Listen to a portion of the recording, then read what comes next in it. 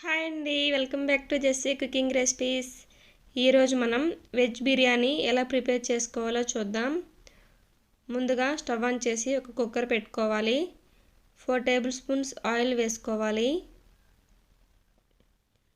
దీన్ని పులావ్ అయినా అనొచ్చు, బిర్యానీ అయినా సరే అనొచ్చండి. ఆయిల్ హీట్ అయిన తర్వాత హోల్ గరం మసాలా ఒక్కొక్కటిగా వేసుకోవాలి. హోల్ గరం మసాలా అంటే మరాఠీ మొగ్గ, అనాస పువ్వు, జాపత్రి, లవంగాలు, దాల్చిన చెక్క ఇవన్నీ వేసుకోవాలి.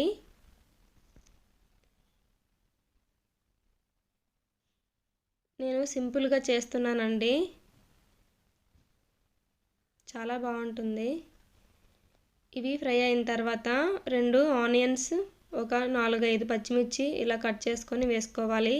వేగిన తర్వాత 2 టేబుల్ స్పూన్స్ అల్లం వెల్లుల్లి పేస్ట్ వేసుకొని వేయించుకోవాలి. తర్వాత క్యారెట్ 2 కట్ చేసుకొని వేసుకోవాలి. చిన్న చిన్న ముక్కలుగా కట్ చేసుకొని వేసుకోవాలి.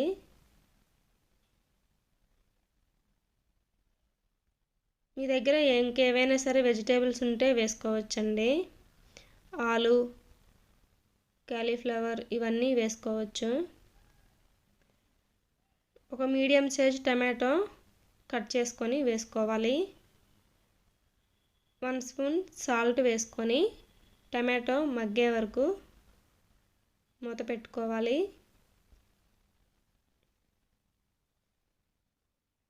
సాల్ట్ వేస్తే చాలా త్వరగా మగ్గుతుందండి టమాటో. ఇలా మూత పెట్టి ఒక 2-3 నిమిషాలు మగ్గించుకోవాలి. తర్వాత కొత్తిమీర, ధనియాల పొడి 1.5 టేబుల్ స్పూన్ వేసుకోవాలి. వేసుకొని బాగా కలుపుకోవాలి.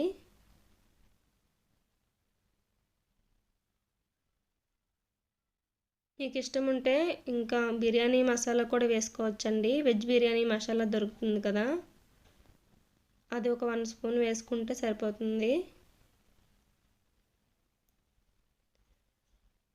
వేసుకున్న తర్వాత బాగా కలుపుకొని ఒక 2 నిమిషాలు ఫ్రై చేసుకోవాలి.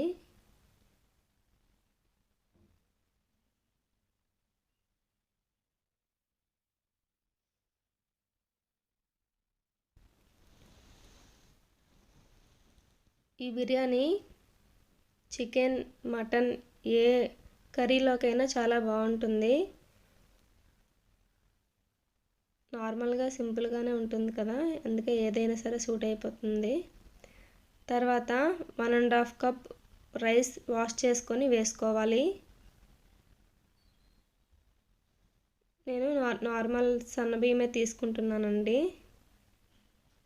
వేసుకొని ఒకసారి బాగా కలుపుకొని వాటర్ యాడ్ చేసుకుందాం. 1.5 కప్ రైస్కి 3 కప్స్ వాటర్ అయితే కరెక్ట్గా సరిపోతాయి.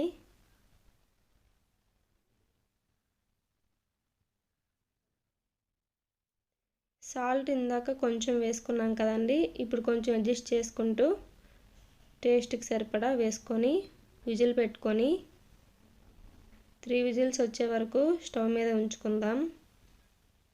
3 విజిల్స్ వచ్చిన తర్వాత ప్రెషర్ మొత్తం పోయే వరకు ఉంచుకొని మూత తీసి ఇలా కలుపుకోవాలి. చూడండి ఎంత బాగా వచ్చిందో పొడి పొడిగా.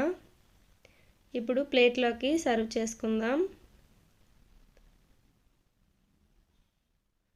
చాలా బాగుంటుందండి. దీన్ని పెరుగు చట్నీతో సర్వ్ చేసుకుంటే బాగుంటుంది. అంతేనండి. ఈ రెసిపీ మీకు నచ్చినట్టయితే నా ఛానల్ని లైక్ చేసి, షేర్ చేసి, సబ్స్క్రైబ్ చేయండి. Thank you for watching.